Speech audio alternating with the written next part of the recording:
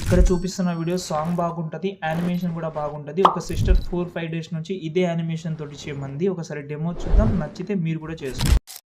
పట్టు చీరలో చందమామ, ఏడు వన్నెలో వెన్నెలమ్మ, కన్నీరు పలకు. చూశారు కదా, చాలా అమేజింగ్ అయితే ఉంటుంది. జస్ట్ 1 క్లిక్ లో అయితే చేసుకోండి. ఒక సిస్టర్ రిక్వెస్ట్ మేరకు అయితే చేస్తున్న ఈ వీడియో మీకు కూడా హెల్ప్ అవ్వచ్చు.